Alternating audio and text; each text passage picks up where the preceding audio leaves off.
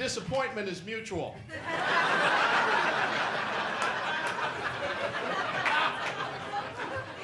Because I've never heard of any of you either. Now, folks, here's what I've done, all right? I do a little something special. The other comics come up here, as great as they are. They will come up and do their acts. They're very funny. My act, I'll get that later, is not conducive for the format that is on this, so this is what I've done. I have written jokes today, just for you people. That's what I'll do from time to time. I'll write jokes just for you people today. They will be used on this set and this set alone. At the end of the show, I will hand them to you, sir, so I won't be doing them for those bastards of the 9:30 show, all right? Just for you people. Wrote these jokes today as I was sitting at my home in Long Beach, California. That's where I make my home, which is very deceiving because it has the word beach in the title. But anyway. So here's the deal. Here's the history of how I do these jokes and why I do these jokes in this club and write jokes and come out. You know, on Sunday nights, Jay Leno comes in here. This is Mr. Big Shot, Mr. Tonight Show comes in here, does jokes, and then does monologue jokes for the show. Now, look, I'm here to tell people that great as Mr. Jay Leno is, he ain't the only person that can write a monologue joke, all right? I write jokes for a show that can only be seen in my head, but I write these jokes because, my goodness, we've got a brother in the White House. Can we get a brother as a host of a late-night talk show, for crying out loud? How long can we rest on our City Hall's laurels, for Christ's sake? Can a brother get in there? Can we get a black bachelor? All right, that's too much. Joke number one. All right. And I'll read them off because I don't have a big show. I wrote them today. I don't have them memorized. I don't have a teleprompter or cue cards like that. It's just me. Joke number one. Last month, Bill Gates released mosquitoes into the audience at a technology conference. He was delivering a presentation about malaria education. Before releasing the insects, Gates said, not only poor people should experience this, which oddly enough is the same thing he said before the release of Windows Vista.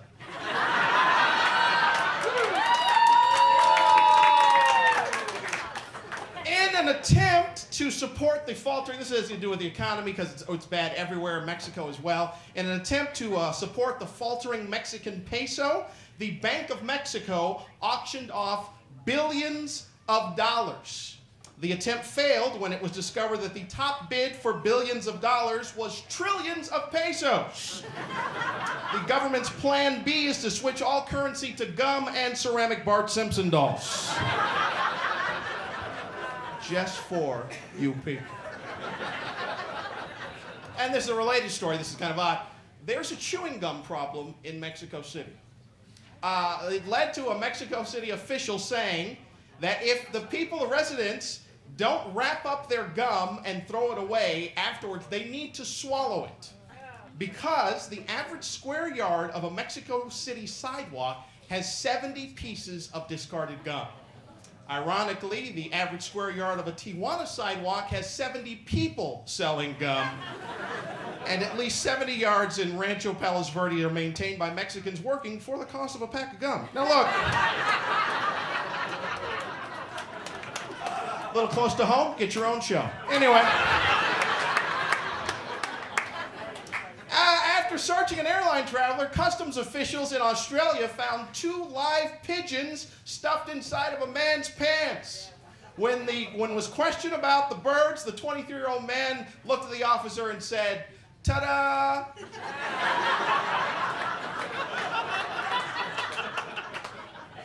This is the popular social, you got the MySpace, you know about the MySpace, and the social networking site MySpace has identified and removed 90,000 convicted sex offenders from its site.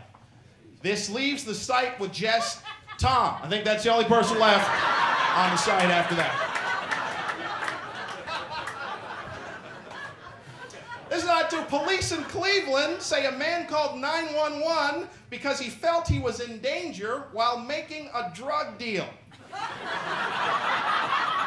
Police said the man called to report that 2 men with guns were watching him. Officers showed up at the location he gave and arrested the man after finding cocaine in his trousers. The man claimed that these were not his pants and asked if they could help him find his birds. See what I did there? I don't have a show. But you don't ever heard of me? Carson Daly on every fucking night. Look.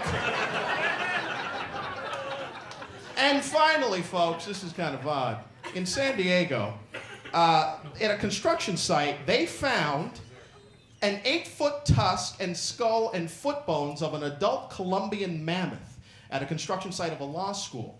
Paleontologists said the bones are about 500,000 years old, and they're working to determine the cause of death. Jerry Bruckheimer has purchased the rights to the site for his new show, CSI BC. And now, a scene.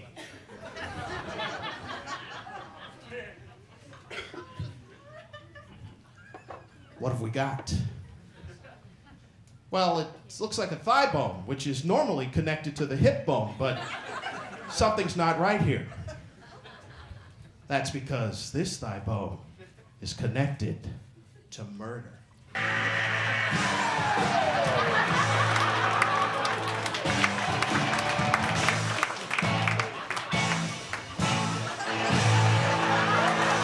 Ding me.